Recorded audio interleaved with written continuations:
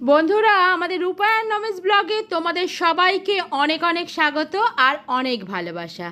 আজকের যে রেসিপিটা তোমাদের সামনে আমি করে দেখাবো সেটি একটি অতি সহজ আর একটি অতি পরিচিত রেসিপি, কিন্তু ভাবলাম তোমাদের সাথে শেয়ার করা যাক। আজকে আমি করব মাছের তেলের চচ্চড়ি। এটা খেতে যেরকম সুস্বাদু হয়, করতে কিন্তু সেরকমই সহজ। চলো তাহলে শুরু করা যাক। আমি এই রেসিপিটার জন্য সর্ষের তেল ব্যবহার করেছি। কড়াই প্রথমে সর্ষের তেল দিয়ে দিলাম। সর্ষের তেলটা গরম হলে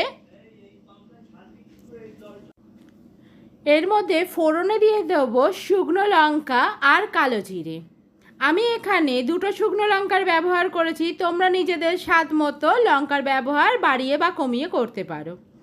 এবার এর মধ্যে কুচো করে রাখা পেঁয়াজ আমি দিয়ে দেবো। পেঁয়াজটা দিয়ে খানিকক্ষণ নাড়াচাড়া করে নেব, মানে কিছুটা লাল হওয়া পর্যন্ত। পেঁয়াজটা ভাজা হতে হতে আমি দুটো মাঝারি সাইজের আলু কুচো কুচো করে কেটে নিই।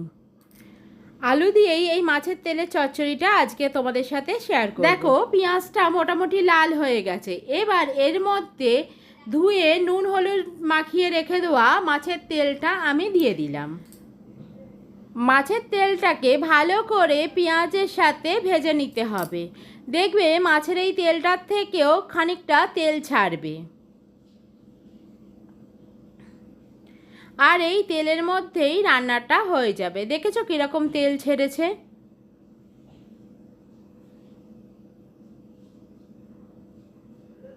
ভালো করে আমি ভেজে নেব, কারণ মাছের তেলের আষ্টানি গন্ধটা যাতে কেটে যায়। এবার যে কুচো করে রেখেছিলাম আলুটা, সেই আলুটাই মাছের তেলের মধ্যে দিয়ে দেব। আবার ভালো করে আলুগুলোকে মাছের তেলের সাথে ভেজে নেব। আর দেবো সামান্য হলুদ, কারণ মাছের তেলেই হলুদ মাখানো ছিল, তাই একটু অল্প পরিমাণ হলুদই আমি আলুটার মধ্যে দিলাম। আবার ভালো করে ভেজে নেবো আলুটাকে।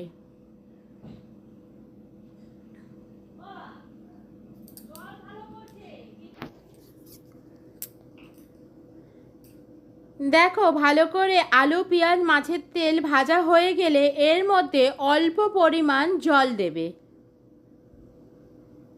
আলুটা সেদ্ধ হওয়ার জন্য। তবে এইটা আমি শুধু আলু দিয়ে করেছি, তোমরা চাইলে আলু বেগুন দিয়েও করতে পারো বা উচ্ছে বেগুন আলু দিয়েও করতে পারো। আমি এখানে শুধু আলুর ব্যবহারই তোমাদের দেখিয়েছি। এবার এর মধ্যে দিয়ে দেবো পরিমাণ মতো নুন। নুনটা বুঝে ব্যবহার করবে, কারণ মাছের তেলেও নুন ছিল। বন্ধুরা, আমাদের ভিডিওটা ভালো লাগলে অবশ্যই লাইক কমেন্ট শেয়ার একটা করে দিও।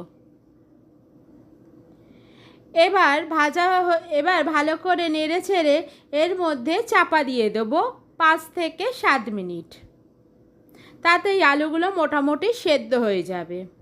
দেখো, এখানে আমার আলুটা সেদ্ধ হয়ে গেছে আর আমার মাছের তেলের চচ্চড়িটা প্রায় রেডি হয়ে গেছে। সামান্য জল আছে, এটা একটু নেড়ে ছেড়েই আমি শুকিয়ে নেব। এটা একদমই গায়ে গায়ে একটা চচ্চড়ি হবে। তোমরা গরম ভাতের সাথে অবশ্যই খেয়ে দেখো, বেশ ভালো লাগবে।